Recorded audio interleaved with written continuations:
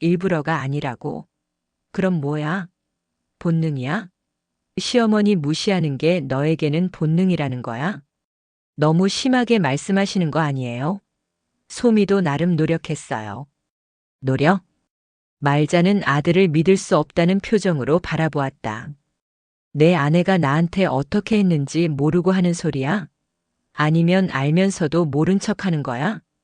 엄마도 너무 민감하게 받아들이신 거 아닐까요? 제국의 말에 말자는 허탈한 웃음을 터뜨렸다. 민감하게. 내가 민감해서 그런 거라고. 그럼 내가 참고 살라는 거야? 죽을 때까지. 그런 뜻이 아니에요. 서로 양보하면서 살면 되잖아요. 양보는 내가 다 했다. 이제 더는 양보할 게 없어. 계약도 했고 잔금도 다음 주에 받기로 했다. 이제 돌이킬 수 없어. 제국이 절망적인 표정을 지었다. 엄마, 그럼 저희는 어떡해요? 갑자기 이사 가라고 하시면. 너희가 알아서 해라. 나도 알아서 살 거니까. 엄마가 어디 가시려고요? 그건 내가 정할 일이다. 소미가 갑자기 화를 냈다. 엄마, 너무하시는 거 아니에요? 우리도 생활이 있는데 갑자기 이런 식으로 하시면. 너무하다고? 말자의 목소리가 얼음장처럼 차가워졌다. 내가 너무한다고? 그럼 지금까지 너희가 나한테 한 짓은 뭐야? 저희가 뭘 어떻게 했다고요? 정말 모르겠어? 아니면 모르는 척 하는 거야? 말자는 하나하나 짚어가며 말했다. 내가 아플 때 병원비 걱정부터 했지. 가족여행에서 나만 빼고 갔지. 내 방을 손님 방이라고 했지. 내가 손녀 돌보는 걸 당연하게 생각했지. 그러면서도 정작 중요한 일은 나한테 상의도 안 했지. 소미가 변명하려 했지만 말자는 계속 말했다. 더 있어. 내 친구들 앞에서 나를 투명인간 취급했지. 내가 만든 음식은 싱겁게 먹는다며 거부했지. 내가 하는 말은 요즘은 다르다며 무시했지. 그런 게 너희에게는 당연한 거였어. 시어머니니까 참아야 한다고 생각했겠지. 하지만 나도 사람이야. 감정이 있는 사람이라고. 제국이 다시 말했다. 엄마, 정말 죄송해요. 저희가 잘못했어요. 하지만 건물까지 팔 일은 아니잖아요. 왜 아니야? 내 건물인데. 하지만 가족인데. 가족? 말자는 쓴웃음을 지었다. 가족이었다면 이런 일은 벌어지지 않았겠지. 진짜 가족은 서로를 이렇게 대하지 않아. 소미가 울먹이며 말했다. 엄마, 정말 잘못했어요. 용서해 주세요. 건물만은 다음 주 금요일까지 이사 나가면 된다. 새 주인이 그때 들어온다. 엄마, 더 이상 할 말 없다. 나는 내 방에 있을 테니까 너희끼리 알아서 해라. 이야기 시작 전 구독과 좋아요, 알림 설정까지 부탁드립니다. 매일 재미있고 흥미진지한 이야기를 소개해 드리겠습니다. 새벽 5시. 윤말자는 어김없이 잠에서 깨어났다. 50년 가까이 반복해온 습관이었다. 시계 소리도 들리지 않는 고요한 새벽, 그녀만의 시간이었다. 창문 너머로 보이는 시장 골목은 아직 어둠에 잠겨 있었지만 말자의 몸은 벌써 하루를 시작할 준비를 마쳤다. 화장실을 다녀온 그녀는 거울 속 자신의 모습을 잠시 바라보았다. 치린 머리는 단정히 빗어 넘겼지만 주름진 얼굴은 세월의 무게를 고스란히 드러내고 있었다. 특히 손목과 손가락 마디마디에 새겨진 굵은 주름들이 그녀의 일생을 말해주고 있었다. 찬물에 불린 생선을 만지고 얼음장 같은 새벽 공기 속에서 장사를 하며 만들어진 흔적들이었다. 벌써 이른이 가까워졌구나. 말자는 혼잣말을 중얼거리며 부엌으로 향했다. 아들 부부와 함께 살게 된 지 이제 3년째였지만 여전히 이 집은 낯설었다. 넓고 깔끔한 주방, 최신 가전제품들, 그리고 어디 하나 빈틈없이 정리된 살림살이들. 며느리 최소미가 꾸민 이 공간은 말자에게는 마치 전시장 같았다. 냉장고를 열어 재료를 꺼내면서 말자는 예전 시장 가게 옆 단칸방 부엌을 떠올렸다. 벽지는 누렇게 변색되고 싱크대는 낡았지만 그곳에서 만든 음식은 정말 맛있었다. 아들 제국이 대학생일 때까지도 그 작은 부엌에서 도시락을 싸주었던 기억이 생생했다. 엄마, 또 생선 비린내 난다고 애들이 놀려요. 중학생이었던 제국이 투정 부린 말이 갑자기 떠올랐다. 그때 말자는 미안해서 아들의 등을 토닥이며 말했었다. 조금만 참아라. 엄마가 더 열심히 일해서 더 좋은 곳으로 이사 가자. 그 약속을 지키기 위해 그녀는 더욱 악착같이 살았다. 상가 건물을 사게 된 것은 제국이 대학교 2학년 때였다. 시장에서 가장 큰 생선 가게를 운영하던 말자는 마침내 꿈에 그리던 부동산을 소유하게 되었다. 3층 건물 1층은 상가로 2층과 3층은 주택으로 쓸 수 있는 복합 건물이었다. 그때 얼마나 기뻤던지 등기부등본을 받아들고 밤새 뒤척였던 기억이 났다. 제국아, 이제 우리도 건물주다. 22살 청년이었던 아들은 그저 쑥스러워하며 웃었지만 말자는 정말 가슴이 벅찼다. 남편이 빚더미를 안고 도망간 뒤 홀로 감당해야 했던 모든 것들. 찬바람이 뺨을 때리는 새벽부터 가게 문을 열고 손이 곰발바닥처럼 거칠어질 때까지 생선을 다듬으며 번 돈이었다. 그 모든 고생이 결실을 맺는 순간이었다. 하지만 지금 돌이켜보니 그때가 말자의 인생에서 가장 행복한 시절이었던 것 같다. 아들은 대학을 졸업하고 중소기업에 취직했고 몇 년 뒤 소미라는 예쁜 여자와 결혼했다. 말자는 며느리를 얻은 기쁨에 젖어 최선을 다해 그들을 도왔다. 신혼집 전세금도 대주고 손녀 서진이가 태어났을 때는 산후조리원 비용까지 부담했다. 어머니 정말 감사해요. 저희가 나중에 꼭 보답할게요. 신혼 초 며느리 소미의 말은 진심으로 들렸다. 명절 때마다 정성껏 음식을 준비해주고 서진이를 돌봐주는 말자에게 고마워했다. 그런 며느리를 보며 말자는 뿌듯했다.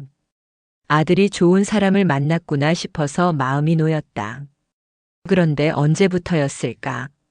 며느리의 태도가 조금씩 변하기 시작한 것은 처음엔 사소한 것들이었다.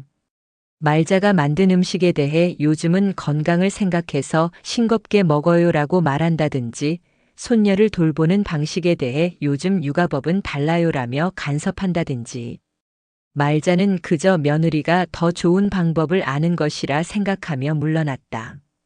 결정적인 변화는 며느리가 온라인 쇼핑몰 사업을 시작하면서부터였다. 서진이가 초등학교에 들어간 뒤 소미는 본격적으로 사업에 매진했다.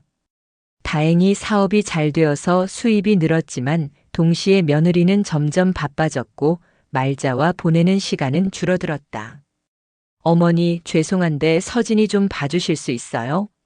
오늘 중요한 미팅이 있어서요. 처음에는 이런 식으로 부탁하던 며느리가 어느새 당연하다는 듯이 서진이를 맡기고 나가게 되었다. 말자는 손녀와 함께하는 시간이 좋았기에 기꺼이 돌봐주었다. 하지만 점차 자신이 무료 베이비시터 취급받는 것은 아닌가 하는 생각이 들기 시작했다. 더욱 견디기 힘든 것은 며느리의 말투가 갈수록 차가워지고 있다는 점이었다. 예전에는 어머니라고 부르며 존댓말을 했는데 요즘에는 엄마라고 부르면서도 어딘지 모르게 거리감이 느껴졌다. 엄마, 요즘 시장 물가가 많이 올랐나 봐요. 가계부 보니까 식비가 너무 많이 나가요. 이런 식으로 돌려서 말하지만 결국 말자가 장을 보며 쓰는 돈이 부담스럽다는 뜻이었다. 말자는 자신이 먹는 만큼 생활비를 더 주겠다고 했지만 며느리는 그런 게 아니라며 애매하게 넘겼다. 가장 마음이 아픈 것은 손녀 서진이와의 관계마저 영향을 받기 시작한 점이었다. 예전에는 할머니를 따르며 무엇이든 같이 하려던 서진이가 최근에는 엄마 눈치를 보며 할머니와의 시간을 줄이려고 하는 것 같았다. 할머니, 오늘은 숙제가 많아서 못 놀아요. 12살 손녀의 입에서 나온 말이었지만 말자는 그 뒤에 숨은 의미를 알 수 있었다. 며느리가 서진이에게 할머니와 너무 많은 시간을 보내지 말라고 했을 것이다. 말자는 가끔 밤에 혼자 앉아서 생각했다. 내가 무엇을 잘못했을까? 아들 부부에게 부담이 되고 있는 걸까? 하지만 아무리 생각해봐도 자신이 특별히 잘못한 것은 없었다. 오히려 최대한 조심스럽게 눈치를 보며 살려고 노력하고 있었다. 며느리가 아침에 일어나기 전에 미리 일어나 아침밥을 차려놓고 청소와 빨래도 거들어주고 서진이 학교 준비도 도와주었다. 저녁에는 일찍 자신의 방으로 들어가서 텔레비전 소리도 최대한 줄였다. 그런데도 여전히 부담스러워하는 것 같았다. 특히 며느리의 친구들이나 사업 관계자들이 집에 올 때면 말자는 마치 투명인간 취급을 받았다. 처음에는 정중하게 인사를 건네려 했지만 며느리가 엄마는 바쁘시니까라며 슬쩍 자리를 피하게 했다. 그 후부터는 아예 말자의 존재 자체를 언급하지 않았다. 우리 집은 넓어서 좋아요. 조용하고 깨끗해서 일하기도 편하고요. 그런 며느리의 말을 들을 때마다 말자는 가슴이 답답했다. 이 집이 누구 덕분에 있는지, 이 여유로운 생활이 어떻게 가능한지에 대해서는 전혀 언급이 없었다. 마치 자신들이 스스로 이룬 것처럼 말하는 며느리를 보면서 말자는 점점 소외감을 느꼈다. 아들 제국은 어떨까? 겉으로는 여전히 효자인 척했다. 엄마 건강하시죠? 필요한 거 있으면 말씀하세요라고 하지만 정작 중요한 일들은 모두 아내와 먼저 상의했다. 말자의 의견을 묻는 것은 형식적인 인사에 불과했다. 예전에 아들이 대학생일 때는 뭐든지 엄마와 먼저 상의했었는데 이제는 완전히 달라졌다. 결혼 후에는 당연한 것이라고 스스로를 납득시켜 보려 했지만 그래도 서운한 마음은 어쩔 수 없었다. 말자는 부엌에서 아침을 준비하면서 이런 생각들을 떨쳐내려 했다. 그래도 가족이고 아들이 잘 되는 것이 좋은 일이니까 참아야 한다고 마음을 다잡았다. 하지만 마음 한구석에서는 계속해서 의문이 들었다. 과연 이것이 가족인가? 말자가 꿈꾸던 가족의 모습인가? 새벽 6시가 되자 아들 가족이 하나둘 일어나기 시작했다. 말자는 이미 따뜻한 아침밥과 반찬들을 상에 차려놓았다. 하지만 그들은 간단한 인사만 건넬 뿐 말자가 공들여 준비한 음식에는 별다른 반응을 보이지 않았다. 엄마, 요즘 입맛이 없어서 간단히 먹을게요. 며느리의 말에 말자는 그래도 아침은 든든히 먹어야지라고 말했지만 소미는 토스트 한 조각과 커피 한 잔으로 아침을 때웠다. 아들도 비슷했다. 급하게 밥 몇 숟가락 떠먹고는 서둘러 출근 준비를 했다. 오직 손녀 서진이만이 할머니가 끓인 미역국을 맛있게 먹어주었다. 할머니 미역국이 제일 맛있어라는 서진이의 말에 말자는 그나마 위로를 받았다. 아들 가족이 모두 나간 후 말자는 혼자 남은 집안에서 설거지를 하며 하루를 정리했다. 이제 오후까지는 그녀만의 시간이었다. 예전 같으면 이 시간에 시장에 나가 생선 가게를 열었을 텐데 이제는 그럴 일도 없었다. 가끔 예전 동료들이 연락해서 시장 이야기를 하면 말자는 그리움과 함께 묘한 공허감을 느꼈다. 일은 가까운 나이에 무슨 일이냐고 할 수도 있지만 평생을 일하며 살아온 사람에게 갑작스러운 은퇴는 쉽지 않았다.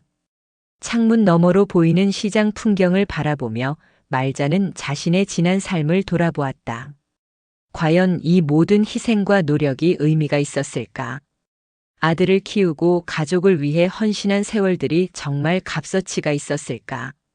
그런 의문들이 마음속에서 점점 커져가고 있었다. 허리가 아프기 시작한 것은 일주일 전부터였다. 윤말자는 처음에는 단순한 근육통이라고 생각했다. 50년 가까이 새벽부터 저녁까지 서서 일하며 혹사시킨 몸이니 이 정도 통증은 예상할 수 있는 일이었다. 하지만 날이 갈수록 통증이 심해지자 더는 참을 수가 없었다. 밤에 잠을 이루지 못할 정도로 아픈 허리 때문에 말자는 결국 병원에 가기로 결심했다. 며느리에게 말해봤지만 소미는 병원은 예약하고 가야 해요. 저도 바쁘고라며 선뜻 동행해주지 않았다. 아들 제국도 회사 일이 있어서라며 미안하다는 말만 했다. 결국 말자는 혼자 택시를 타고 동네 종합병원을 찾았다. 정형외과에서 엑스레이를 찍고 의사의 설명을 듣는데 마음이 무거워졌다. 허리 디스크가 좀 심한 편이시네요. 나이를 고려하면 수술보다는 물리치료와 약물치료를 병행하는 게 좋겠습니다. 일단 한 달 정도 꾸준히 치료받으셔야겠어요. 의사는 친절하게 설명해 주었지만 말자는 치료비가 걱정되었다. 건강보험이 적용된다고 해도 한 달 동안 병원을 다니려면 적지 않은 돈이 들 것이었다. 예전 같으면 이런 걱정을 하지 않았을 텐데 지금은 아들 부부 눈치가 보였다. 처방전을 받고 약국에서 약을 사면서도 마음이 편하지 않았다. 집에 돌아가서 어떻게 말해야 할까? 치료비가 부담된다고 할까? 아니면 그냥 조용히 혼자 해결할까? 여러 생각이 머릿속을 맴돌았다. 집에 도착했을 때는 저녁 시간이었다. 아들 부부와 서진이가 모두 모여 저녁을 먹고 있었다. 말자는 조심스럽게 자신의 상황을 설명했다. 허리가 너무 아파서 병원에 다녀왔다. 디스크라고 하네. 한 달 정도 치료받아야 한다고 하더라. 아들 제국이 먼저 걱정스러운 표정을 지었다. 엄마 많이 아프세요? 수술은 안 하셔도 되고요. 다행히 수술까지는 안 해도 된단다. 물리치료하고 약 먹으면서 지켜보자고 하더라. 그때 며느리 소미가 입을 열었다. 목소리는 평온했지만 그 안에 담긴 뜻은 차가웠다. 엄마 병원비는 알아서 하세요. 저희도 여유 없어요. 순간 말자는 귀를 의심했다. 방금 며느리가 뭐라고 한 건가? 아들이 어떤 반응을 보일지 기대했지만 제국은 고개만 숙인 채 아무 말도 하지 않았다. 오히려 아내의 눈치를 보는 것 같았다. 당연히 내 돈으로 할 생각이었다. 걱정 말아라. 말자는 최대한 침착하게 대답했지만 가슴속에서는 무언가가 무너져 내리는 것을 느꼈다. 이것이 가족인가? 시어머니가 아플 때 치료비 걱정부터 하는 것이 며느리인가? 더욱 충격적인 것은 아들의 반응이었다. 제국은 끝까지 아내 편을 들었다. 아니, 정확히는 아무 편도 들지 않음으로써 결과적으로 아내 편을 든 것이었다. 식사를 마친 후 말자는 자신의 방으로 들어갔다. 허리 통증보다 마음의 상처가 더 컸다. 밤새 잠을 이루지 못하며 생각했다. 언제부터 이 집에서 나는 이렇게 대우받게 된 걸까? 다음 날 아침 말자는 일찍 일어나 평소처럼 아침을 준비했다. 하지만 마음은 무거웠다. 며느리와 마주치고 싶지 않았지만 피할 수도 없는 일이었다. 소미가 부엌에 와서 커피를 타면서 말했다. 엄마, 병원 다니시는 건 좋은데 너무 자주 가지는 마세요. 과잉 진료 받으면 돈만 나가요. 이번에도 겉으로는 걱정하는 척하지만 실제로는 돈이 아깝다는 뜻이었다. 말자는 대답 대신 그저 고개만 끄덕였다. 더 이상 무엇을 말해봤자 소용없을 것 같았다. 그로부터 며칠이 지났다. 말자는 매일 혼자 병원에 가서 물리치료를 받았다. 집에서는 가능한 한 조용히 지내려고 했다. 허리가 아파도 내색하지 않았고 치료비에 대한 이야기도 꺼내지 않았다. 그런 와중에 며느리의 태도는 더욱 냉랭해졌다. 예전에도 따뜻하지는 않았지만 최소한의 예의는 지켰었다. 하지만 이제는 아예 말자를 투명인간 취급했다. 서진아, 할머니랑 너무 오래 놀지 마라.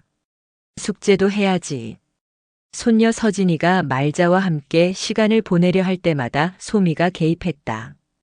12살 아이도 엄마의 눈치를 보며 할머니와의 시간을 조심스러워하게 되었다. 할머니, 엄마가 공부하래요. 서진이의 말에는 미안함이 섞여 있었다. 아이도 상황을 이해하고 있는 것 같았다. 말자는 손녀에게 그래, 공부가 제일 중요하지라고 말했지만 마음속으로는 눈물이 났다. 결정적인 사건은 그로부터 일주일 후에 벌어졌다. 금요일 저녁 아들 가족이 모여 저녁을 먹는 자리에서 소미가 밝은 목소리로 말했다. 다음 주에 오키나와로 여행 가기로 했어요. 회사 일이 잘 풀려서 보너스도 나왔고 서진이도 방학이니까 좋은 기회인 것 같아서요. 말자는 반가운 마음으로 말했다. 그래, 좋겠다. 얼마나 가는데? 일주일 정도요. 리조트 호텔도 예약했고 렌터카도 빌렸어요. 일주일이나? 그럼 나도 준비해야겠네. 말자의 말에 순간 식탁 분위기가 어색해졌다. 소미와 제국이 서로 눈빛을 주고받더니 소미가 조심스럽게 입을 열었다. 엄마 죄송한데. 이번 여행은 저희끼리만 가려고요. 뭐? 말자는 자신의 귀를 의심했다. 가족 여행에서 자신만 제외한다는 뜻인가? 노인분 모시면 피곤하잖아요. 비행기도 오래 타야 하고 돌아다니는 것도 많고. 엄마 허리도 아프시고 해서. 소미의 설명은 계속 이어졌지만 말자의 머릿속에서는 한 문장만 맴돌고 있었다.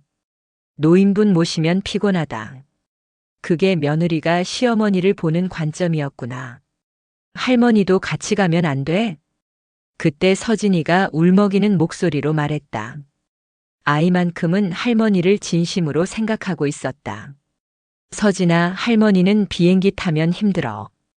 그리고 할머니는 집에서 쉬시는 게 좋으실 거야. 소미가 딸을 달랬지만 서진이는 계속 울먹였다.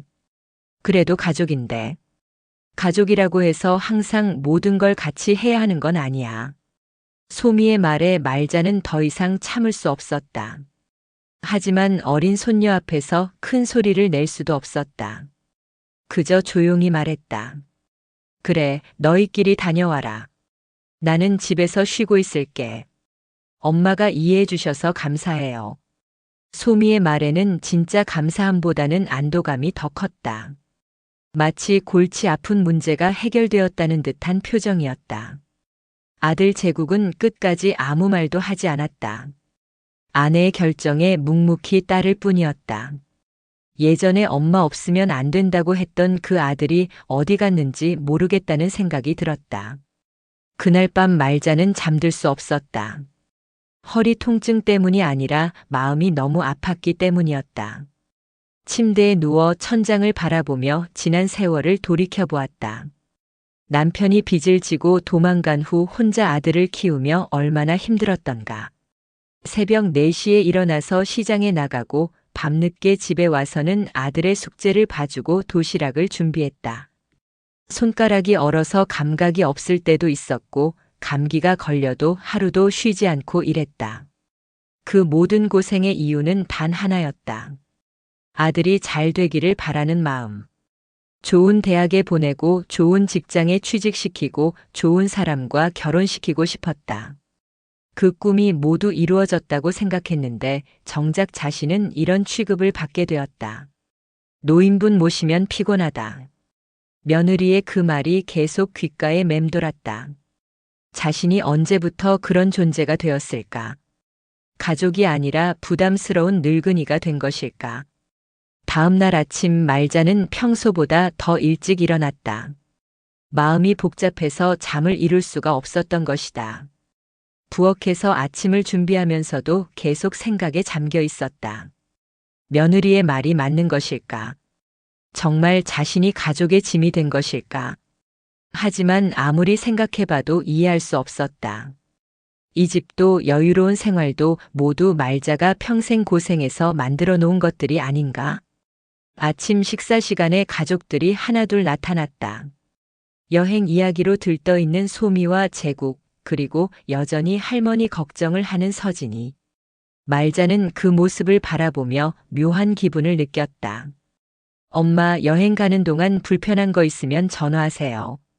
제국이 형식적으로 말했지만 말자는 그 말이 진심이 아니라는 것을 알 수 있었다. 정말 불편한 일이 생겨서 전화하면 오히려 귀찮아할 게 분명했다. 전화는 무슨. 나도 혼자 살던 사람인데 며칠 정도는 문제없다. 말자의 대답에 소미가 안도의 표정을 지었다. 역시 엄마가 든든해요. 든든하다는 말도 결국 혼자서도 잘 지내니 걱정 없다는 뜻이었다. 말자는 씁쓸한 웃음을 지었다. 여행을 떠나는 날 아침 말자는 평소처럼 일찍 일어나서 그들의 출발을 도왔다. 짐을 챙기고 간단한 아침을 준비해주고 서진이의 여행 가방도 확인해 주었다. 할머니, 빨리 돌아올게요. 서진이만은 할머니와의 이별을 아쉬워했다. 말자는 손녀의 머리를 쓰다듬으며 말했다. 재밌게 놀다 와. 할머니 걱정은 하지 말고. 사진 많이 찍어서 보여드릴게요. 그래, 예쁜 사진 많이 찍어라. 하지만 말자는 속으로 생각했다. 과연 돌아와서 정말 사진을 보여줄까? 아니면 그마저도 형식적인 인사에 불과할까? 가족들이 공항으로 떠나고 나자 집은 갑자기 조용해졌다. 말자는 혼자 남은 거실에 앉아서 멍하니 벽을 바라보았다.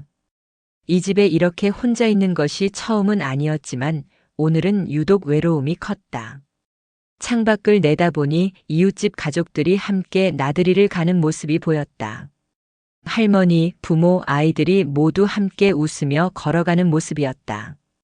말자는 그 모습을 보며 자신의 상황과 비교하게 되었다. 과연 다른 집도 이런가? 며느리가 시어머니를 짐짝 취급하는 게 일반적인 일인가? 아니면 자신이 뭔가 잘못하고 있는 것인가? 하지만 아무리 생각해봐도 자신의 잘못을 찾을 수 없었다. 오히려 지나칠 정도로 조심스럽게 살아왔다. 눈치를 보고 참고 양보했다. 그런데도 이런 대우를 받는다면 도대체 어떻게 해야 한다는 말인가? 그날 저녁 말자는 혼자 간단한 저녁을 차려 먹었다. 예전 혼자 살던 시절이 그리웠다. 비록 외롭기는 했지만 적어도 이런 모욕은 당하지 않았다. 누구 눈치도 보지 않고 자유롭게 살 수 있었다. 밤이 깊어가면서 말자의 마음속에는 어떤 결심이 자리 잡기 시작했다. 더는 이런 식으로 살 수는 없다는 생각이 들었다. 가족이라는 이름으로 받는 이런 대우라면 차라리 혼자 사는 게 낫겠다는 생각이 들었다. 하지만 그것은 단순히 분가하는 것으로 해결될 문제가 아니었다. 근본적으로 무언가를 바꿔야 했다. 지금까지의 관계를, 지금까지의 삶을, 그리고 지금까지의 자신을. 말자는 창밖을 바라보며 마음속으로 다짐했다. 이번 일을 계기로 많은 것을 다시 생각해 보겠다고. 그리고 필요하다면 과감한 결단도 내리겠다고. 멀리서 들려오는 공항행 버스 소리를 들으며 말자는 자신만의 여행을 준비하기 시작했다. 그것은 어디론가 떠나는 여행이 아니라 새로운 삶으로의 여행이었다. 아들 가족이 떠난 지 이틀이 지났다. 윤말자는 텅 빈 집에서 홀로 시간을 보내며 지금까지와는 다른 고요함을 경험하고 있었다. 처음 하루는 그저 멍하니 지냈지만 둘째 날부터는 묘한 해방감 같은 것을 느끼기 시작했다. 아침에 일어나서 누구를 위한 밥상을 차릴 필요도 없고 며느리의 눈치를 볼 필요도 없었다. 텔레비전 소리를 높여도 되고 전화 통화를 해도 되고 밤늦게까지 불을 켜놓고 있어도 되었다. 이런 작은 자유들이 말자에게는 새삼 소중하게 느껴졌다. 하지만 동시에 깊은 쓸쓸함도 밀려왔다. 이 자유가 진정한 자유인가 아니면 버려진 것에 대한 위로인가? 말자는 자꾸만 이런 생각에 빠져들었다. 셋째 날 저녁 말자는 평소보다 일찍 저녁을 먹고 상가 건물 옥상으로 올라갔다. 3층 건물의 옥상에서 내려다 보이는 시장 풍경이 한눈에 들어왔다. 저녁 시간이라 장사를 마치고 정리하는 상인들의 모습이 보였다. 말자는 옥상 난간에 팔꿈치를 기대고 서서 그 풍경을 바라보았다.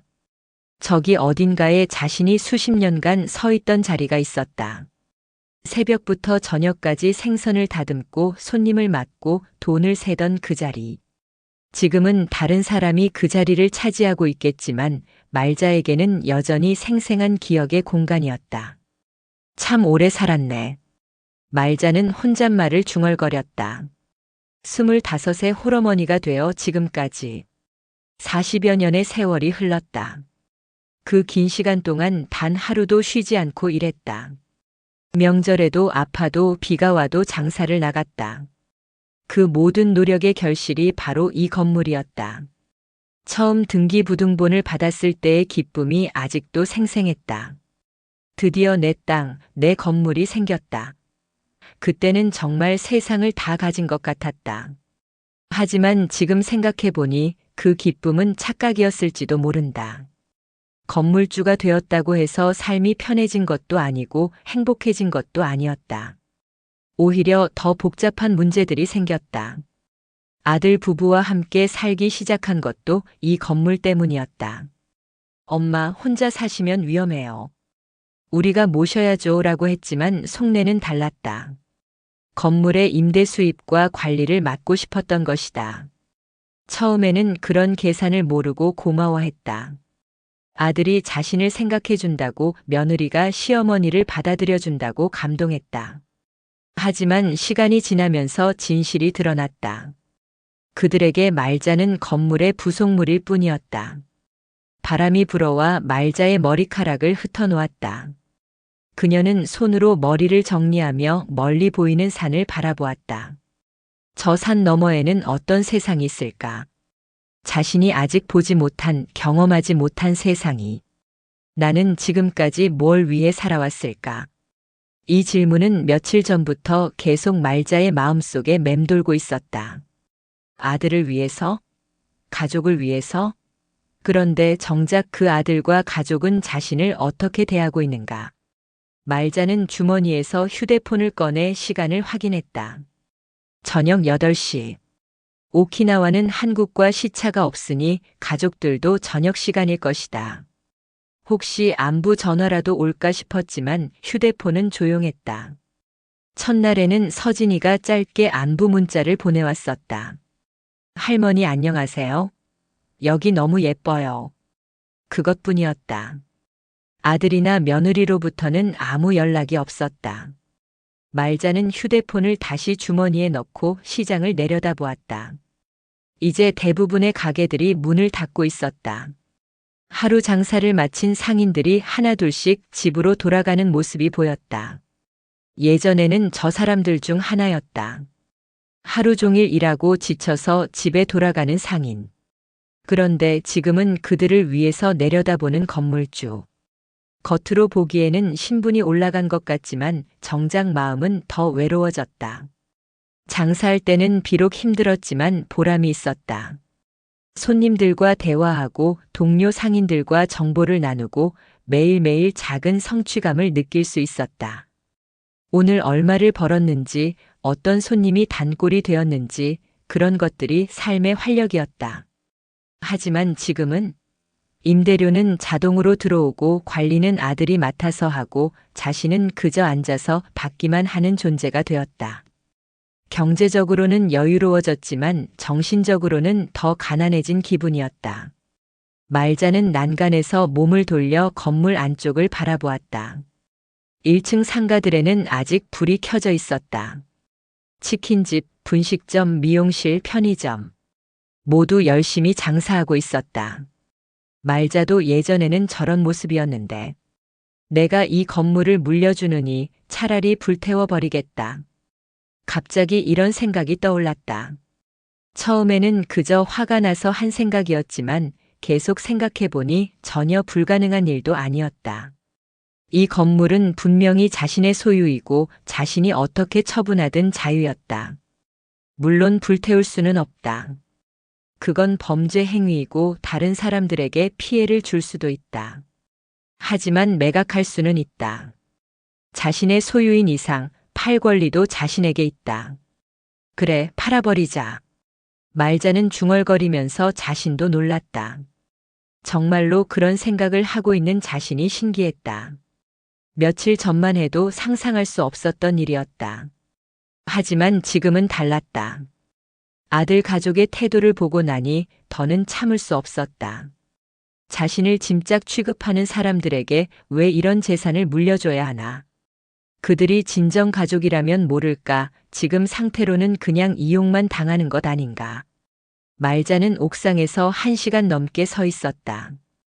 밤 공기가 차가워졌지만 몸을 움직일 생각이 없었다. 마음속으로 여러 가지 계산을 해보고 있었다. 이 건물의 시세가 얼마나 될까? 몇 년 전에 감정받았을 때보다는 많이 올랐을 것이다. 이 동네가 재개발 얘기도 나오고 있으니 더더욱 그럴 것이다. 적어도 10억은 넘을 것 같다. 10억. 말자에게는 상상할 수 없는 큰 돈이었다. 그 돈이 있으면 혼자서도 충분히 여유롭게 살 수 있다. 아들 부부 눈치 보지 않고 누구에게도 의존하지 않고 살 수 있다. 그런데 정말 그렇게 해도 될까? 아들이 서운해하지 않을까? 아니, 서운해하는 정도가 아니라 크게 화를 낼 것이다. 자신의 미래라고 생각했던 재산이 사라지는 것이니까. 하지만 그게 잘못된 생각이다. 이 건물은 말자 자신이 피땀 흘려 만든 것이다. 아들이 한 일이라고는 대학 졸업하고 직장에 다니는 것뿐이다. 그것만으로 이 재산을 상속받을 권리가 있다고 생각하는 것 자체가 잘못됐다. 말자는 다시 시장을 내려다보았다. 이제 거의 모든 가게가 문을 닫았다. 가로등만이 어둠 속에서 희미한 불빛을 내뿜고 있었다. 좋아, 결정했다. 말자는 자신도 놀랄 만큼 단호한 목소리로 말했다. 이 건물을 매각하기로 한 것이다. 그리고 그 돈으로 자신만의 새로운 삶을 시작하기로 했다. 물론 쉬운 일은 아닐 것이다. 아들 가족의 반대가 심할 것이고 법적인 문제는 없는지도 확인해야 한다. 하지만 일단 마음을 정했으니 추진해보자. 다음 날 아침 말자는 평소보다 일찍 일어났다. 오랜만에 할 일이 생긴 기분이었다. 간단히 아침을 먹고 옷을 갈아입었다. 오늘은 법무사 사무실에 가볼 생각이었다. 동네에서 가장 유명한 법무사 사무실을 찾아가 상담을 받았다. 다행히 법적으로는 아무 문제가 없었다. 건물의 소유주는 말자 본인이고 매각할 권리도 당연히 그녀에게 있었다. 다만 가족들과 미리 상의해 보시는 게 좋을 것 같습니다. 나중에 문제가 될 수 있거든요. 법무사의 조언이었지만 말자는 고개를 저었다. 상의할 생각 없습니다. 제 재산이니까 제가 알아서 처분하겠습니다. 그렇다면 매각 절차를 도와드릴 수 있습니다. 부동산 중개업체도 소개해드리고요. 말자는 법무사에게 필요한 서류들을 맡겼다. 매각을 위한 준비 작업을 시작하는 것이었다. 집에 돌아와서도 마음이 차분하지 않았다. 정말로 이런 일을 벌이고 있다는 사실이 실감나지 않았다. 하지만 동시에 묘한 쾌감도 느껴졌다. 지금까지 당하기만 했는데 드디어 자신이 주도권을 잡고 무언가를 하고 있다는 느낌이었다. 그날 저녁 말자는 다시 옥상에 올라갔다. 어제와 같은 시간, 같은 자리였지만 기분은 완전히 달랐다. 어제는 막막했다면 오늘은 뭔가 시작하고 있다는 느낌이었다. 휴대폰이 울렸다. 서진이에게서 온 문자였다. 할머니 안녕하세요. 오늘 바다에서 수영했어요. 할머니도 계시면 좋을 텐데. 손녀의 문자를 읽으며 말자는 잠시 마음이 흔들렸다. 서진이만큼은 정말 할머니를 생각해 주는 것 같다. 이 아이에게는 미안한 일이 될 것 같다. 하지만 서진이도 결국은 부모를 따를 것이다. 지금은 할머니를 좋아하지만 몇 년 후에는 어떨까? 부모의 영향을 받아서 할머니를 부담스러워하게 되지 않을까? 말자는 서진이에게 답장을 보냈다. 그래, 재밌게 놀아라. 할머니는 괜찮으니까 걱정 말고. 문자를 보내고 나서 말자는 휴대폰을 끄고 주머니에 넣었다. 더 이상 연락을 기다리지 않기로 했다. 이제 정말 시작이다. 새로운 삶을 위한 첫걸음을 내딛었다. 두렵기도 하고 설레기도 했다. 하지만 확실한 것은 지금까지와는 완전히 다른 길을 걷게 된다는 점이었다. 말자는 마지막으로 시장을 내려다보았다. 내일부터는 이 풍경을 보는 시간도 얼마 남지 않을 것이다. 새로운 주인이 이 건물을 차지하게 되면 자신은 이곳을 떠나야 한다. 어디로 갈까? 아직 구체적으로 정하지는 못했지만 도시를 벗어날 생각이었다. 시골의 작은 마을에서 조용히 살고 싶었다. 아무도 자신을 모르는 곳에서 진짜 자신만의 삶을 시작하고 싶었다. 그런 상상을 하니 가슴이 뛰었다. 마치 20살 청춘이 된 것 같은 기분이었다. 이런 설렘을 언제 마지막으로 느꼈을까? 아마 이 건물을 처음 샀을 때 이후로는 처음일 것이다. 말자는 옥상에서 내려와 자신의 방으로 갔다. 오늘 밤은 잠이 잘 올 것 같았다. 오랜만에 마음이 편안했기 때문이다. 침대에 누워서 천장을 바라보며 말자는 미소를 지었다. 내일부터 해야 할 일들이 많다. 부동산 중개업체 만나기, 집 정리하기, 이사갈 곳 찾아보기. 바쁜 나날이 될 것이다. 하지만 그 바쁨이 달갑다. 지금까지의 무기력한 일상보다는 훨씬 나을 것이다. 자신이 선택한 바쁨이니까. 이제 정말 시작이다. 말자는 작은 목소리로 중얼거리며 눈을 감았다. 내일이면 아들 가족이 여행해서 돌아올 것이다. 그때가 되면 모든 것이 드러날 것이다. 그들의 반응이 어떨지는 뻔했다. 놀라고 화내고 설득하려 들 것이다. 하지만 이미 결정한 일이다. 누가 뭐라고 해도 돌이킬 생각은 없었다. 윤말자의 새로운 인생이 드디어 시작되려 하고 있었다. 오키나와에서 돌아오는 날 아침 윤말자는 평소보다 더 일찍 일어났다. 오늘이면 모든 것이 드러날 것이다. 지난 일주일 동안 준비해온 일들이 현실이 될 것이다. 부동산 중개업체와의 계약은 이미 끝났다. 매매 가격도 정했고 구매 희망자도 나타났다. 예상보다 빠른 진전이었다. 이 동네가 재개발 예정 지역이라는 소문 때문에 관심을 보이는 사람들이 많았다. 12억. 말자가 상상했던 것보다 더 높은 가격이었다. 수십 년 전 이 건물을 샀을 때의 가격을 생각하면 믿기 어려운 상승률이었다. 그 돈이면 충분히 새로운 삶을 시작할 수 있을 것이다. 말자는 부엌에서 간단한 아침을 준비했다. 평소 같으면 가족들을 위한 푸짐한 상을 차렸겠지만 오늘은 달랐다. 자신만을 위한 소박한 아침이었다. 오전 10시경 현관문이 열리는 소리가 들렸다. 드디어 돌아온 것이다. 할머니. 가장 먼저 달려온 것은 서진이었다.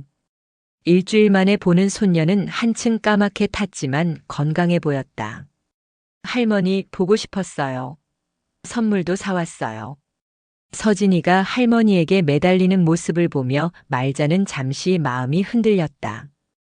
이 아이에게는 정말 미안한 일이 될 것 같다. 그래, 많이 재밌었니? 네. 바다도 정말 예뻤고 음식도 맛있었어요. 사진 보여드릴게요. 하지만 서진이의 사진 구경은 오래 지속되지 못했다. 짐을 정리하던 아들 제국이 심각한 표정으로 나타났기 때문이다. 엄마, 잠깐 얘기 좀 해요. 제국의 목소리는 평소와 달리 긴장되어 있었다. 며느리 소미도 뒤따라 나왔는데 그녀의 표정 역시 굳어 있었다. 무슨 일이니? 말자는 일부러 담담한 목소리로 물었다. 하지만 속으로는 이미 무슨 일인지 알고 있었다. 부동산 중개업체에서 전화가 왔어요. 우리 건물 매매 계약이 어떻게 된 거냐고요. 제국의 말에 말자는 짧게 대답했다. 아, 그거? 팔기로 했다. 뭐라고요? 이번에는 소미가 먼저 반응했다. 그녀의 목소리에는 분명한 충격과 분노가 섞여 있었다. 엄마, 농담이시죠? 갑자기 왜 건물을 팔아요? 농담 아니다. 이미 계약했다. 말자의 단호한 대답에 거실 분위기가 순간 얼어붙었다. 서진이조차 무슨 일인지 몰라 어리둥절한 표정을 짓고 있었다. 제국이 먼저 입을 열었다. 목소리가 떨리고 있었다. 엄마, 그건 제 미래이기도 해요. 저희가 계획하고 있던 것들이 있는데. 미래? 말자는 아들을 똑바로 쳐다보았다. 그 눈빛에는 지난 몇 년간 쌓인 서운함과 분노가 고스란히 담겨 있었다. 너희는 내 인생을 짐짝처럼 취급했잖아. 가족이라고 말하지 마라. 엄마, 그게 무슨 소리냐고. 병원비는 알아서 하라고 했지. 여행 갈 때는 노인 모시면 피곤하다고 했지. 그래 놓고 지금 와서 가족이라고. 말자의 목소리가 점점 높아졌다. 지금까지 참아왔던 모든 것들이 한꺼번에 터져 나오고 있었다. 소미가 변명하듯 말했다. 엄마, 그때는 제가 좀 예민했어요. 사업 때문에 스트레스가 많아서. 예민해서? 시어머니를 짐덩어리 취급하는 게 예민해서 그런 거야? 그런 뜻이 아니었어요. 오해하신 거예요. 오해? 말자는 냉소적으로 웃었다. 내가 바보로 보여? 오해할 게 뭐가 있어? 너희들이 나를 어떻게 생각하는지 다 안다. 제국이 다급하게 말했다. 엄마, 진정하세요. 우리가 얘기해서 풀 수 있어요. 건물 매각은 좀 너무한 거 아니에요? 너무하다고? 내 건물을 내가 팔겠다는데 뭐가 너무해? 법적으로는 엄마 권리겠지만 도덕적으로는. 도덕? 말자의 눈에서 불꽃이 튀었다. 도덕 얘기를 하자고. 시어머니가 아플 때 병원비 걱정부터 하는 게 도덕적이야? 가족여행에서 할머니만 빼고 가는 게 도덕적이야? 소미가 얼굴을 붉히며 대답했다. 그건 그때 상황이 그랬던 거지 일부러 그런 게 아니에요. 일부러가 아니라고. 그럼 뭐야? 본능이야? 시어머니 무시하는 게 너에게는 본능이라는 거야? 엄마. 제국이 큰 소리로 말자를 제지했다. 너무 심하게 말씀하시는 거 아니에요? 소미도 나름 노력했어요. 노력? 말자는 아들을 믿을 수 없다는 표정으로 바라보았다. 내 아내가 나한테 어떻게 했는지 모르고 하는 소리야? 아니면 알면서도 모른 척 하는 거야? 엄마도 너무 민감하게 받아들이신 거 아닐까요? 제국의 말에 말자는 허탈한 웃음을 터뜨렸다. 민감하게? 내가 민감해서 그런 거라고. 그럼 내가 참고 살라는 거야? 죽을 때까지. 그런 뜻이 아니에요. 서로 양보하면서 살면 되잖아요. 양보는 내가 다 했다. 이제 더는 양보할 게 없어. 그때 서진이가 울먹이는 목소리로 말했다. 할머니, 왜 그래요? 우리가 뭘 잘못했어요? 말자는 손녀를 보며 마음이 아팠다. 이 아이만큼은 정말 잘못이 없었다. 서진아, 미안하다. 할머니가 너한테 화내는 게 아니야. 그럼 왜 집을 팔아요? 우리 다 같이 살면 안 돼요? 다 같이 산다는 게 뭔지 내 부모님께 물어봐라.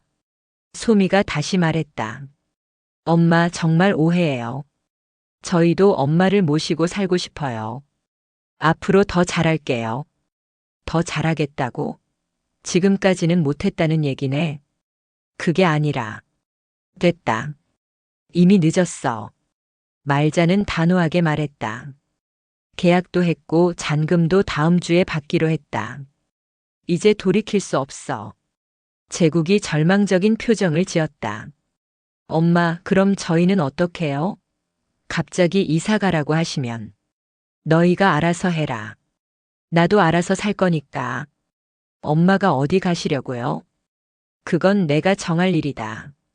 소미가 갑자기 화를 냈다. 엄마, 너무하시는 거 아니에요? 우리도 생활이 있는데 갑자기 이런 식으로 하시면. 너무하다고?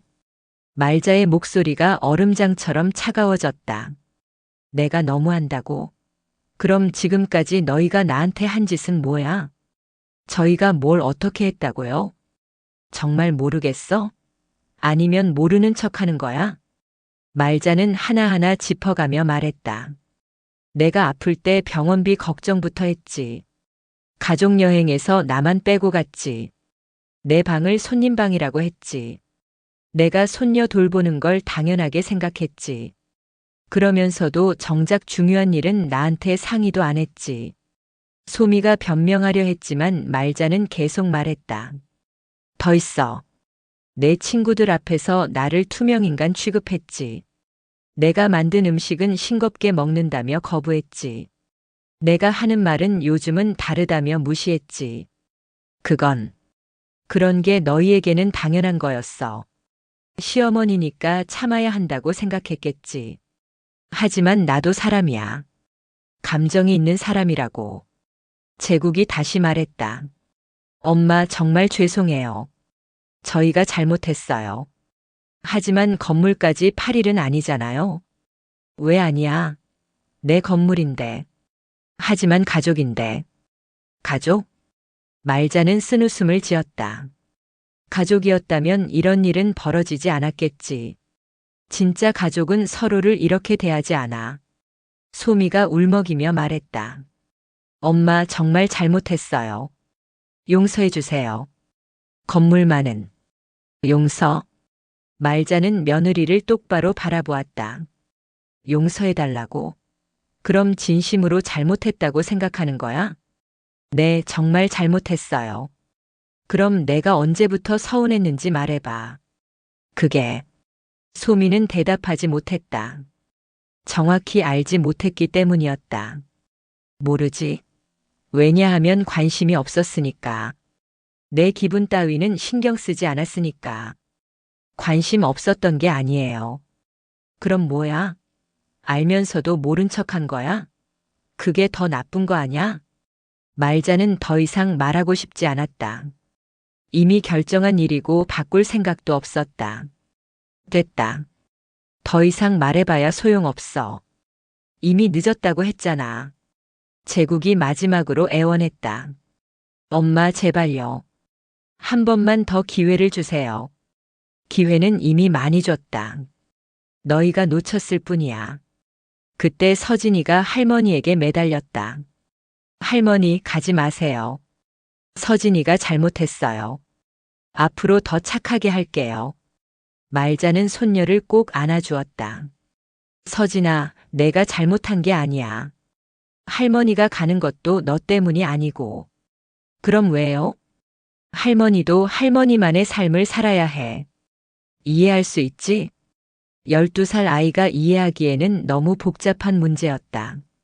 하지만 서진이는 고개를 끄덕였다. 할머니가 행복하시면 돼요. 고마워, 서진아. 말자는 손녀에게 마지막 키스를 해주었다. 그리고 아들 부부를 향해 말했다. 다음 주 금요일까지 이사 나가면 된다.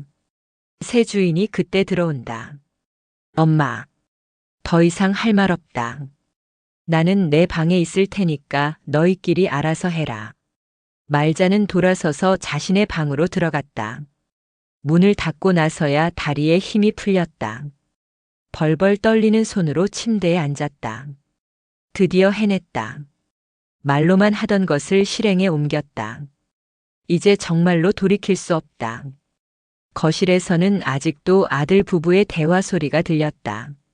낮은 목소리로 뭔가를 상의하고 있는 것 같았다. 아마 이 상황을 어떻게 해결할지 논의하고 있을 것이다. 하지만 이미 늦었다. 말자의 마음은 이미 정해졌고 법적 절차도 진행 중이었다. 휴대폰이 울렸다. 부동산 중개업체에서 온 전화였다. 사모님, 잔금 치르는 날짜 확정됐습니다. 다음 주 금요일 오전 10시에 등기소에서 만나시면 됩니다. 알겠습니다. 전화를 끊고 나서 말자는 깊은 숨을 내쉬었다. 이제 정말 끝이다. 새로운 시작이다. 창밖을 내다보니 해가 지고 있었다. 이 집에서 보는 마지막 석양이 될지도 모른다. 문득 두려워졌다. 정말 이래도 되는 걸까? 혹시 너무 성급한 결정을 한 건 아닐까? 하지만 곧 마음을 다잡았다. 이미 오래 생각한 일이다. 그리고 더 중요한 것은 이것이 자신이 내린 결정이라는 점이었다. 오랫동안 남의 눈치만 보며 살았다. 이제는 자신을 위해 살고 싶다. 윤말자의 반란이 드디어 시작되었다. 금요일 오전 10시. 등기소 앞에 선 윤말자의 마음은 복잡했다. 손에 든 서류가 떨리고 있었지만 그것이 긴장 때문인지 흥분 때문인지 알 수 없었다. 오늘이면 정말로 모든 것이 끝난다. 사모님 준비되셨습니까? 부동산 중개사가 다가와 말했다. 구매자도 이미 도착해서 기다리고 있었다. 중년 남성으로 이 건물을 상가 겸 주택으로 활용할 계획이라고 했다. 네, 됐습니다. 말자는 단호하게 대답했다. 지난 며칠간 아들 부부의 설득과 애원이 계속됐지만 마음을 바꾸지 않았다. 오히려 그들의 태도를 보면서 자신의 결정이 옳았다는 확신만 더해졌다. 등기 절차는 생각보다 간단했다. 서류에 도장을 찍고 잔금을 받고 열쇠를 건네주는 것으로 모든 것이 끝났다. 12억이라는 거금이 말자의 계좌로 입금되었다. 그럼 월요일부터 입주하시면 됩니다. 구매자와 악수를 나누며 말자는 묘한 기분을 느꼈다. 수십 년간 자신의 터전이었던 곳이 이제 남의 것이 되었다. 서운하면서도 시원했다. 등기소에서 나온 말자는 곧바로 은행으로 향했다. 이미 계획해둔 대로 돈을 정리해야 했다. 전체 금액의 절반은 연금형 적금에 넣고 나머지는 당분간 생활비와 새 보금자리 마련비로 사용할 생각이었다. 은행 창구에서 업무를 처리하는 동안 말자는 자신도 놀랄 만큼 차분했다. 예전 같으면 이런 큰 금액을 다룰 때 떨렸을 텐데 지금은 전혀 그렇지 않았다. 이것이 진짜 자신의 돈이라는 확신이 있었기 때문이다. 은행을 나온 말자는 이미 예약해둔 택시를 탔다. 목적지는 시외버스 터미널이었다. 어젯밤 마지막으로 짐을 정리하면서 정말 필요한 것들만 2개의 큰 가방에 담았다. 나머지는 모두 버리거나 기부했다. 할머니, 정말 가시는 거예요? 어젯밤 서진이가 마지막으로 물었을 때 말자는 고개를 끄덕였다. 그래, 할머니가 정말 살고 싶은 곳으로 가는 거야. 언제 다시 볼 수 있어요? 할머니가 새 집에 자리 잡으면 놀러와. 하지만 말자는 속으로 생각했다. 과연 이 아이가 정말로 자신을 찾아올까? 부모들이 허락할까? 시간이 지나면 할머니는 잊혀질 것이다. 버스터미널에 도착한 말자는 미리 예약해둔 버스표를 받았다. 목적지는 강원도의 작은 시골 마을이었다. 인터넷으로 찾아본 곳으로 조용하고 자연이 아름다운 곳이라고 했다.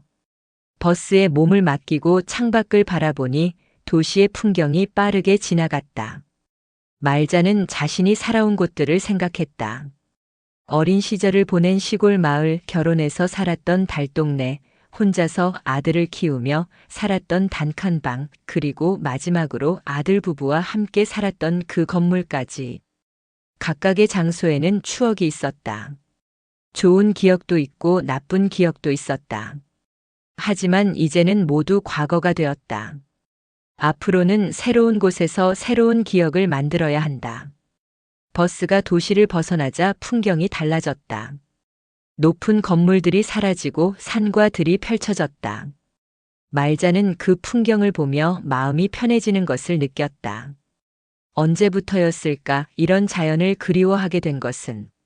3시간 후 버스는 목적지에 도착했다. 작은 시골 버스터미널이었다. 말자는 짐을 들고 내렸다. 공기가 달랐다. 맑고 깨끗했다. 소음도 거의 없었다. 이런 조용함이 얼마나 오랜만인지 모르겠다. 미리 연락해둔 부동산에서 나온 직원이 말자를 맞았다. 어르신 안녕하세요. 집 보러 가실까요? 네, 그러겠습니다. 차로 10분 정도 가니 작은 마을이 나타났다. 예쁜 전원주택들이 띄엄띄엄 자리 잡고 있었다. 그중 하나가 말자가 매입하기로 한 집이었다. 이 집입니다. 어떠세요? 집은 생각보다 깔끔했다. 작지만 혼자 살기에는 충분했다. 마당도 있고 텃밭도 있었다. 무엇보다 조용했다. 좋네요. 언제부터 들어갈 수 있나요? 지금부터라도 가능합니다. 기본 가전제품도 다 있고요. 말자는 그 자리에서 계약을 했다. 전세가 아니라 매입으로. 이제는 정말로 자신만의 집이 생긴 것이다. 첫날 밤 말자는 새 집에서 혼자 간단한 저녁을 먹었다. 컵라면 하나와 김치만으로도 충분했다. 예전 같으면 이런 식사를 상상할 수도 없었겠지만 지금은 전혀 부족하지 않았다. 저녁을 먹고 나서 마당에 나가 하늘을 올려다보았다. 도시에서는 볼 수 없었던 별들이 총총히 떠 있었다. 언제 마지막으로 이런 별을 봤을까? 어린 시절 이후로는 처음인 것 같다. 휴대폰이 울렸다. 아들 제국에게서 온 전화였다. 엄마 어디 계세요? 연락도 없이 사라지시면 어떡해요? 내가 어디에 있든 상관없잖아. 그래도 가족인데. 이제 와서 가족 타령은 그만해라. 나는 잘 있으니까 걱정 말고. 엄마 집이라도 알려주세요. 서진이가 할머니 보고 싶어 해요. 말자는 잠시 망설였다. 손녀 생각을 하니 마음이 흔들렸다. 나중에 생각해 볼게. 지금은 혼자 있고 싶다. 전화를 끊고 나서 말자는 다시 별을 올려다보았다. 아들 가족에 대한 생각을 떨쳐내려 했지만 쉽지 않았다. 특히 서진이 생각이 자꾸 났다. 하지만 이미 내린 결정이다. 후회하기에는 너무 늦었다. 다음 날 아침 말자는 일찍 일어나 마을을 둘러보았다. 작은 마을이지만 필요한 것들은 다 있었다.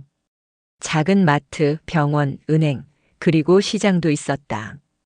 시장을 보는 순간 말자의 눈이 반짝였다. 예전에 자신이 장사하던 곳과는 규모가 다르지만 정겨운 분위기는 비슷했다. 상인들도 친근해 보였다. 새로 오신 분이세요? 한 아주머니가 말을 걸어왔다. 네, 어제 이사 왔습니다. 어디서 오셨어요? 서울에서요. 아, 그러세요? 우리 마을에 오신 걸 환영해요. 이런 따뜻한 인사를 받은 게 얼마만인지 모르겠다. 말자는 기분이 좋아졌다. 며칠 후 말자는 시장에서 작은 반찬 가게를 하나 발견했다. 임대라는 팻말이 붙어 있었다. 갑자기 옛날 생각이 났다. 혼자서 생선 장사를 하던 시절. 힘들었지만 보람도 있었던 그 시절. 여기 임대료가 얼마나 되나요? 시장 관리 사무소에서 물어보니 서울에 비해서는 정말 저렴했다. 말자는 그 자리에서 계약을 했다. 어르신, 뭘 파실 계획이세요? 반찬 종류요. 집에서 만든 반찬들. 아, 그거 좋네요. 여기 그런 게 없어서 아쉬웠는데. 말자는 설레는 마음으로 집에 돌아왔다. 오랜만에 할 일이 생긴 기분이었다. 준비 기간을 거쳐 일주일 후 말자의 작은 반찬 가게가 문을 열었다. 말잔의 집밥 반찬이라는 간판을 달았다. 김치, 나물, 조림 등 손맛이 느껴지는 반찬들을 준비했다.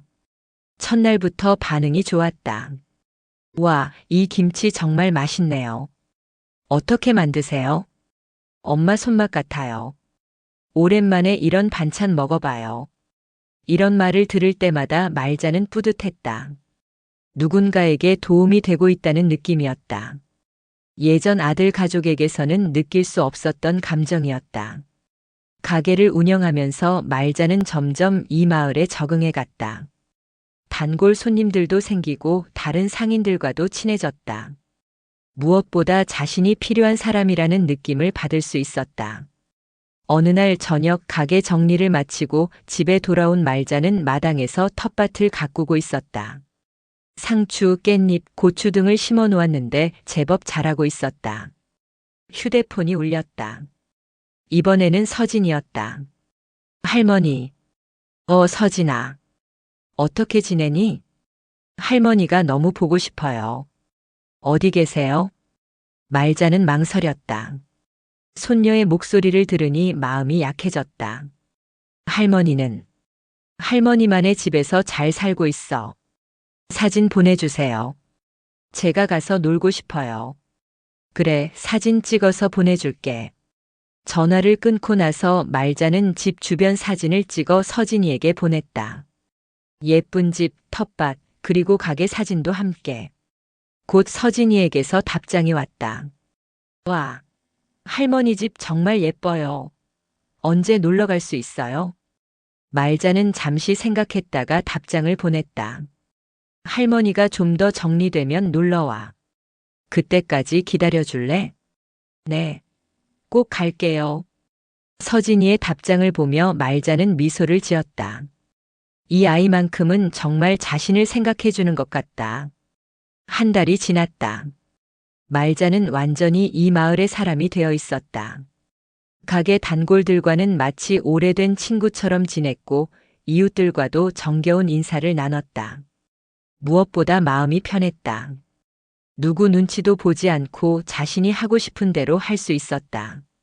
아침에 일어나서 가게에 가고 저녁에 집에 와서 텃밭을 가꾸고 밤에는 책을 읽거나 드라마를 보며 시간을 보냈다. 어느 날 아침 가게에서 반찬을 준비하고 있는데 한 젊은 여자가 들어왔다. 어머니, 안녕하세요. 저 며칠 전에 이사 온 김미영이에요. 아, 그러세요? 어서 와요. 혼자 사시면서 이런 가게까지 하시니 정말 대단해요. 뭘요? 그냥 심심해서요. 저도 혼자 살거든요. 남편하고 이혼하고 아이 데리고 내려왔어요. 말자는 그 여자에게서 묘한 동질감을 느꼈다. 혼자서 새로운 삶을 시작한다는 점에서 비슷했다. 힘들죠? 네, 하지만 이제 자유로워요. 눈치 보며 살지 않아도 되니까. 그 말에 말자는 깊이 공감했다. 맞아요. 자유가 제일 중요해요. 그날부터 미영이는 단골이 되었다.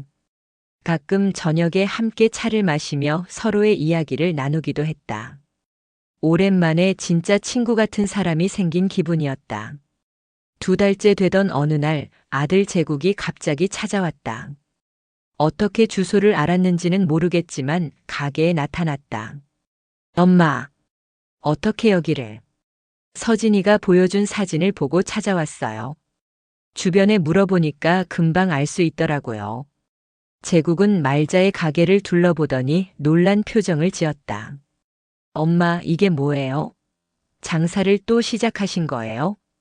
그래, 왜? 나이가 몇인데 이런 일을. 내가 하고 싶어서 하는 일이야. 상관없잖아. 제국은 당황한 표정이었다. 아마 엄마가 돈 때문에 장사를 시작했다고 생각하는 것 같았다. 엄마, 돈이 필요하시면 말씀하세요. 돈? 난 돈 많아. 걱정 말아라. 그럼 왜? 재미있으니까. 보람 있으니까. 말자의 대답에 제국은 이해할 수 없다는 표정을 지었다. 엄마, 집으로 돌아가세요. 저희가 정말 잘할게요. 안 가. 왜요? 여기가 좋으니까. 내가 원하는 삶이니까. 제국은 1시간 넘게 설득했지만 말자의 마음은 변하지 않았다. 결국 제국은 빈손으로 돌아갔다. 그날 저녁 말자는 마당에 앉아 하늘을 올려다보았다. 제국을 보내고 나니 마음이 복잡했다. 그래도 아들인데 너무 냉정하게 대한 건 아닐까. 하지만 곧 마음을 다잡았다. 자신이 선택한 길이다. 후회할 것 없다. 휴대폰에 문자가 왔다. 서진이었다. 할머니, 아빠가 다녀왔다고 하던데 언제 저도 놀러 갈 수 있어요? 말자는 미소를 지으며 답장을 보냈다. 언제든지 와. 할머니가 맛있는 거 많이 해줄게. 정말요? 방학 때 갈게요. 손녀의 답장을 보며 말자는 행복했다. 적어도 이 아이만큼은 자신을 진심으로 그리워하고 있다. 며칠 후 저녁 말자는 단골 손님들과 함께 가게 앞에서 차를 마시며 담소를 나누고 있었다. 사장님, 여기 와서 진짜 잘하신 것 같아요. 표정이 완전히 달라지셨어요. 그래요? 처음에는 좀 어두워 보이셨는데 지금은 정말 밝아지셨어요. 말자는 그 말을 들으며 거울을 보고 싶어졌다. 정말 달라졌을까? 집에 돌아와서 거울을 들여다보니 확실히 예전과 달랐다. 주름은 그대로였지만 표정이 밝아져 있었다. 눈에도 생기가 돌았다. 맞네. 나 달라졌네. 말자는 거울 속 자신에게 말했다. 이제야 진짜 내 삶을 사는구나. 그날 밤 말자는 오랜만에 깊고 편안한 잠에 들었다. 꿈에서는 어린 시절 뛰어놀던 시골 마을이 나타났다. 그런데 이상하게도 그 마을이 지금 살고 있는 이곳과 비슷했다. 아침에 일어난 말자는 활기찬 하루를 시작했다. 오늘도 가게에 가서 손님들을 맞고 정겨운 대화를 나누고 저녁에는 텃밭을 가꿀 것이다. 버림받았지만 동시에 자유를 얻었다. 이것이 윤말자가 선택한 새로운 삶이었다. 그리고 그녀는 이 선택을 후회하지 않았다. 마당에서 바라본 아침 하늘이 유난히 파랗고 맑았다.